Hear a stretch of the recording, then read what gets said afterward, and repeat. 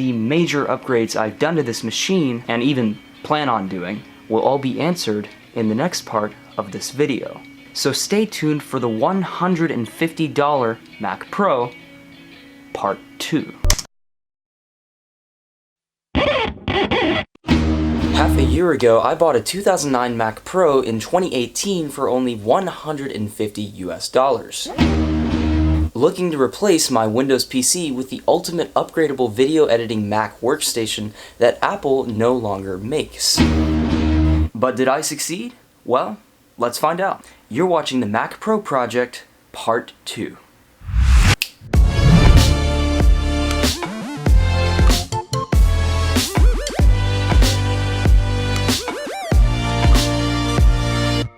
What's up guys, Brady here, and I have finally finished the 2009 Mac Pro build that so many of you have actually been eyeing on this channel quite recently. And with the advent of 2019, I felt that there couldn't be a better time to look at how this behemoth of aluminum holds up 10 years later. That's right, this 2009 Mac Pro that I've been using on the daily as my video editing workstation is an entire decade old.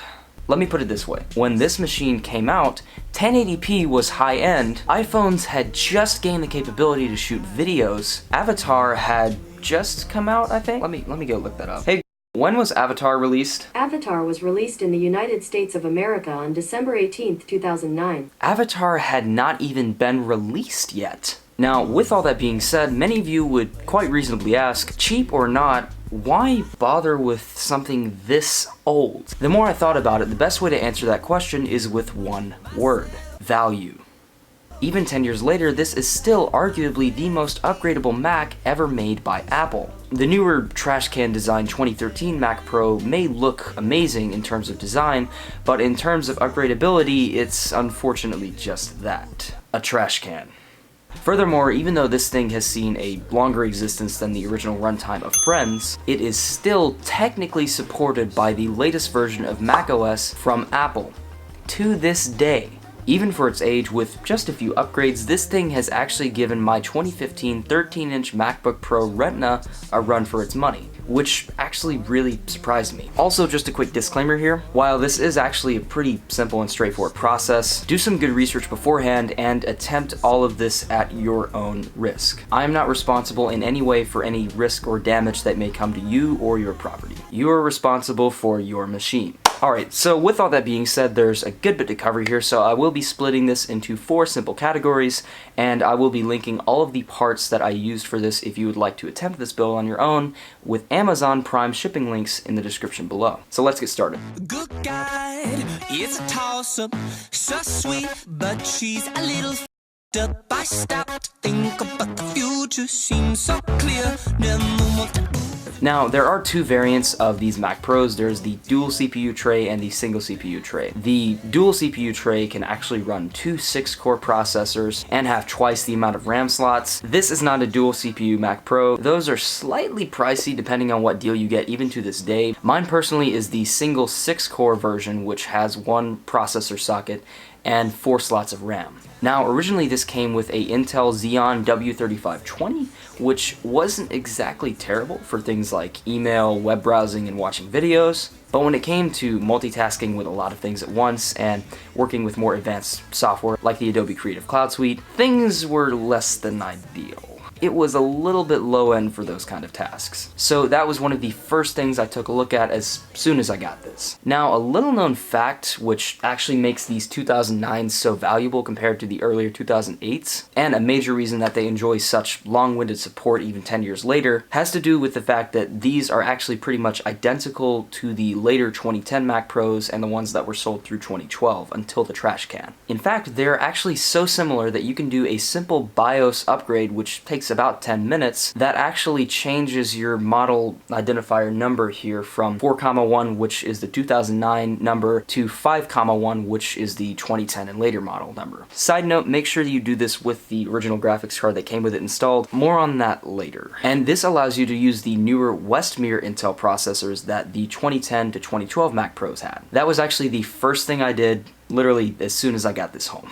It went very smoothly. There's a chime, you hold the power button. I'm gonna put a guide down in the description below. It's really simple though. It'll take you anywhere from 5 to 10 minutes at the most. After that though, I did some research and found that the best price to performance kind of value was the Intel X5680 processor. I went ahead and bought one off eBay for around $67. Came to that because I actually added a $10 warranty to it, just for safety reasons.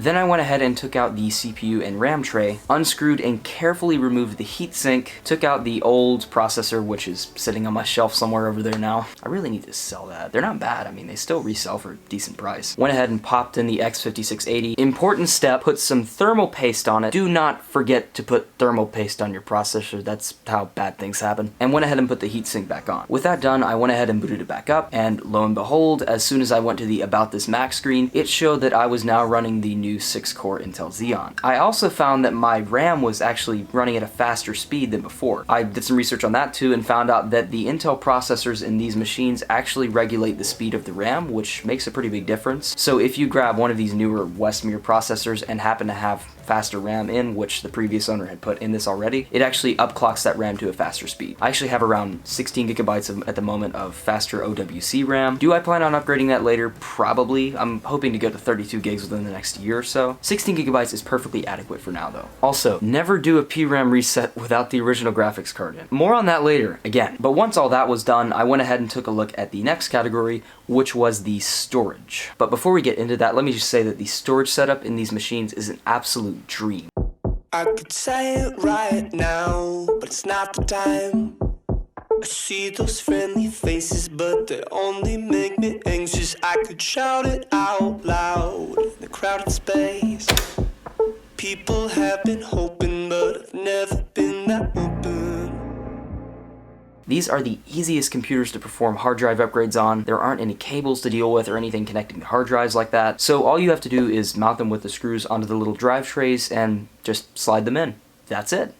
In my case though, I was actually quite well off when I got this. The previous owner had actually installed a 256 gigabyte SSD for the system, and he went ahead and left me with a 1 terabyte hard drive for additional storage. So no upgrades necessary here, right? Well, wrong-ish. These drive bays are limited to the slower and slightly older SATA 2 standard, which really isn't bad by any means for things like just regular storage. But when it comes to drives like the SSD for the system, which is much, much faster, this isn't the most ideal. So I went ahead and again, did some research and found a $50 PCIe adapter, which actually let me put the SSD into it and in turn mount the SSD in one of the faster PCIe slots. So basically I mounted the SSD in one of the expansion bays and got much faster speeds. All for just 50 bucks off Amazon. Not too bad. I also threw in an old 1 terabyte WD Caviar Blue hard drive that I had just lying around. At the end of the day though, I ended up with 256 gigabytes of SSD for the system and 2 terabytes for just storage or whatever. One thing to keep in mind here though is that if you're wanting to run Windows 10 on this machine, which it's perfectly capable of doing under certain conditions, because this PCIe bay drive is actually recognized as an external volume, which is fine for Mac OS, but not really bootable for Apple's Boot Camp Windows tool. But you can run it off of one of the regular drive trays, which works just fine.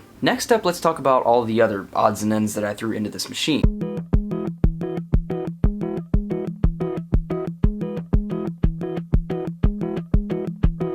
You could call me a regular, I'm a basic fix for a better man. Seasons change, I'm a maniac for a better long with a bitter end. If you see you a chicken down, you can live without, I can light the whole thing up. One thing that is definitely a strength for these machines is the amount of ports, which I might add is a far cry from the hashtag dongle life that many newer Mac and MacBook Pro users are now experiencing, with only 2 to 4 to even 1 USB-C ports. There are really too many ports to name, and if I did that, we'd probably be here all day and you'd probably be asleep by now, so just have a look for yourself here.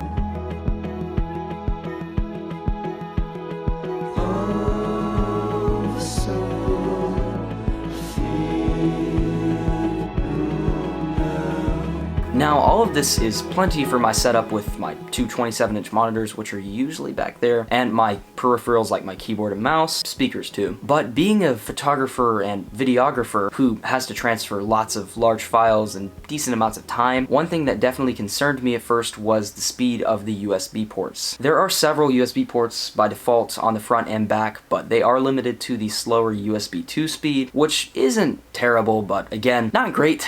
Don't get me wrong, this is fine for things like my USB hub and little USB plug-in for my Logitech mouse, but in a world of USB 3 and even 3.1, that transfer speed is definitely less than ideal. But with a quick search on Amazon and a few read-throughs on some forums, I found that there's actually a few different PCIe expansion cards that offer USB 3 support that work with this Mac Pro, and ordered that for around 28 bucks. And for the most part, it actually worked just like a charm. I even threw in an aluminum USB 3 and SD card reader hub for around 18 bucks. The only caveat here is typically when the Mac Pro goes to sleep, it doesn't supply power to these USB 3 ports in the back, so you'll want to connect things like your mouse and keyboard even to the machine so that you can still wake it up from sleep. With all that said and done, I got everything connected and all my peripherals for it work just fine. By the way, if you guys want a setup tour once I manage to lug this back to college with me, go ahead and let me know in the comments down below. Finally, let's talk about the last category, which can be the greatest strength of it, but also unfortunately the Achilles heel, and that is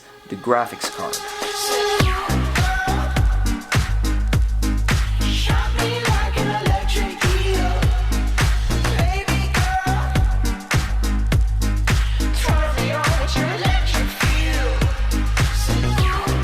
Like any standard PC tower built today, you can swap out the graphics card in these with a few caveats. This alone is reason enough for you to pick up one of these machines if you want a Mac that you can actually put upgradable graphics cards into. There are 4 total PCIe slots, and 2 of those are dedicated to the speeds of a full graphics card. From what I've heard, you can even possibly run SLI, but don't throw out that old graphics card that came with it quite yet, because there are a few caveats. First off, the boot screen. When you put another graphics card other than the original one in this machine, you do lose the boot screen. So when you turn it on, you do get a black screen, but eventually it boots into the login screen, so it's still perfectly usable. And many, including myself, would argue that this is worth the trade-off for the added performance you'll get. But keep in mind that if you need to boot to a separate partition in the boot screen like Windows or Boot Camp, or even if you have to update your macOS, you do have to put that original graphics card back in. But there are plenty of workarounds to this, like leaving your original graphics card in with your new graphics card, and even buying certain types of Mac flashed graphics cards, but I will add that those can be quite expensive and it's somewhat of a complicated setup in that regard. I'm actually using my NVIDIA GTX 960 though, which I actually had in my PC, but unfortunately I can't recommend that you do the same because NVIDIA cards actually require drivers in macOS. Apple does not natively support NVIDIA graphics cards in macOS. This is especially the case for the latest version of macOS Mojave, as it actually requires a metal-capable AMD graphics card. Personally, I just can't recommend using an NVIDIA card with these Mac Pros. The drivers are a pain to deal with and are actually quite easily messed up, as I unfortunately discovered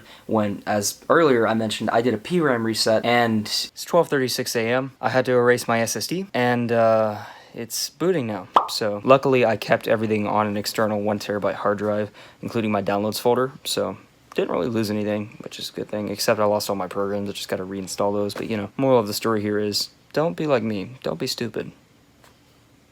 I lost the drivers and it corrupted my SSD. Not one of my brightest moments. Fortunately though, I did have everything backed up, so I just wiped the SSD and reinstalled macOS. But instances like these, and the fact that Apple just doesn't even support these drivers anymore in Mojave, make these AMD cards like the RX 560 and RX 480 and 580 all the more appealing. You still don't get the boot screen, but you don't have to deal with drivers, and your Mac boots up reliably still every time. I actually plan on picking up a cheaper RX 560 or 570 at some point myself off eBay for around $100 around the next month or so. But when all of this was said and done, the pricing came out to a total, including the machine itself and upgrades, of around $360 US.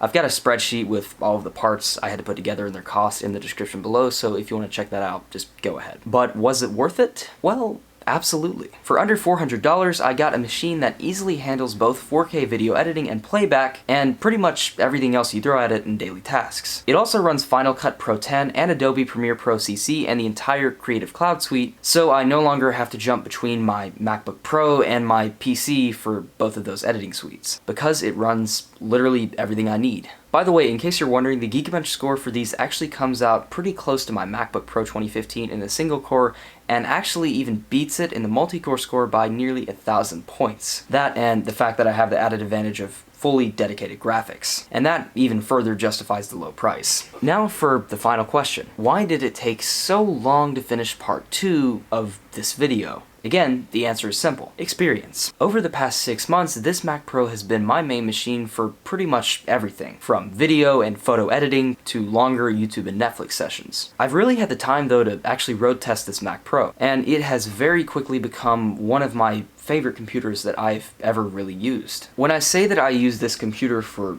pretty much everything, I'm not kidding. Back in August, around the same time I was building this, I actually got a brand new 2015 MacBook Pro with top tier specs like 16 gigabytes of RAM and a 1 terabyte SSD, but I've actually ended up using this computer more than that and pretty much anything else I own. And as you can probably tell, the initial $150 I got it for was an absolutely fantastic deal. So huge thanks to my friend Henry for all that. Without him, this entire build and this entire video series really just wouldn't have been possible. And if you're looking at getting one of these for yourself, I just cannot recommend it enough. If you can find one of these 2009s or even 2010 models floating around places like eBay or Facebook Marketplace / Craigslist for under $300 to even just that, then I would definitely recommend picking one of these up, especially if it happens to be the dual processor tray model, which allows you to use 2 Xeons and have twice the amount of RAM slots for pretty much twice the amount of power and memory. Right, so this is my 2009 Mac Pro, and it is my daily driver machine and has been for the past 6 months, and will continue to be as soon as I pick up a new GPU and upgrade this to Mojave. Alright guys, that is going to do it for the Mac Pro project part 2. Did you enjoy this video? Did you find it helpful? Leave a like down below and let me know. Are you thinking about picking up and upgrading a 2009 or 2010 Mac Pro for yourself? Do you already own one? Do you have any questions at all about my build guide and setup? Leave a comment down below and let's have a chat. And of course, if you want to hear more from me, definitely consider hitting that red subscribe button and bell notification icon down below so you can always be in the know when I upload new videos. And as always, see you in the next one.